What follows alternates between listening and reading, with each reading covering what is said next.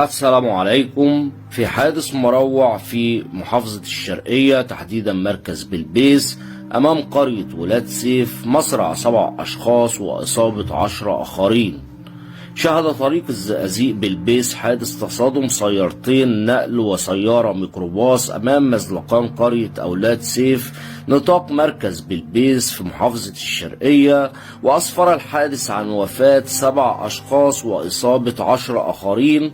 تلقت الأجهزة الأمنية بمديرية أمن الشرقية إخطار يفيد بوقوع حادث تصادم سيارتين نقل ثقيل وأخرى ميكروباص بطريق الزقازيق بلبيس أمام مزلقان قرية أولاد سيف نطاق مركز بلبيس.